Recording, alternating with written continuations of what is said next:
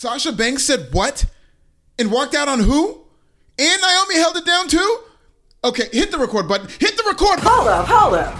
It's a black-owned business in the wrestling business? Pro wrestling, bitch, let's go.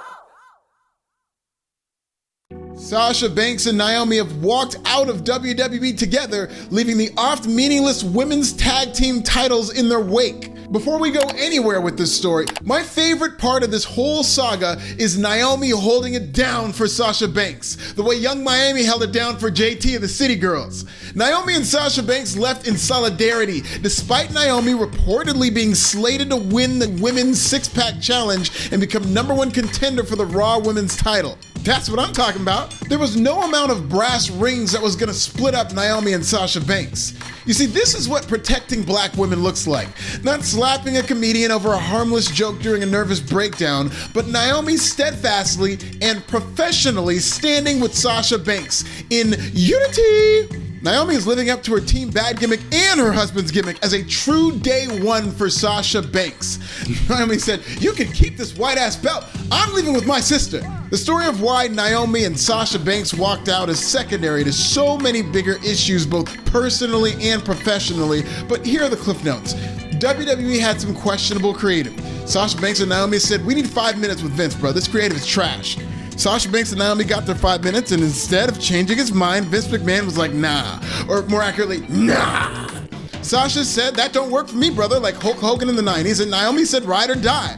The pair dropped both titles on Johnny Ace's desk almost as quickly as Scorpio Sky dropped one TNT title. What's the problem? Welcome to modern day sports entertainment, with the operative word this time being sports. Like it or not, Sasha Banks and Naomi are doing nothing different from a high-priced athlete holding out or forcing their way out of a contract for a better deal. No industry will eat you up and spit you out quicker than pro wrestling, with no health insurance to show for it, by the way. The best pro wrestlers are in complete control of the direction and trajectory of their characters, and if that means walking out due to creative differences, then so be it. As long as Tony Khan is just one tweet away, the wrestlers will have far more leverage in situations like this. I mean, we just saw Jeff Hardy force his way out of WWE by jumping over a rail. At least Naomi and Sasha Banks use the exit door. We've been known WWE's creative is lacking, especially when it comes to scripting women. This is an industry-wide problem, by the way. I had an article ready to go until this news broke, but more on that later this week. You'll see. WWE Creative has been in desperate need of a shakeup, especially with this format where every creative decision is being filtered through a man in his 70s. Vince McMahon loosening the reins on his talent led to the Attitude Era, where talent was given more creative freedom with their promos and characters. In a modern era filled with WWE superstars not wanting to rock the boat, somebody had to have the balls, or uteri, to check Vince McMahon when they felt the creative sucked. That goes for Naomi, Sasha Banks, or fellow frustrated female Alexa Bliss. If these draconian ways of booking WWE continue with nobody standing up to Vince McMahon, go watch NXT 2.0, which just drew its lowest number ever last week. That's the future.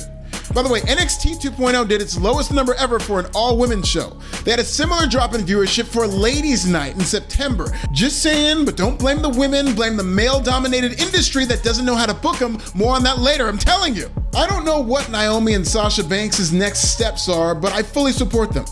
I'm not gonna get caught up in professionalism and diva behavior and all that slavery-adjacent bullshit. Wrestlers aren't employees, right? They're independent contractors. So the most professional thing an independent contractor can do is protect themselves. Sasha Banks has been open with her struggles with mental health, so leaving a situation that caused this much tension was the right decision. Period.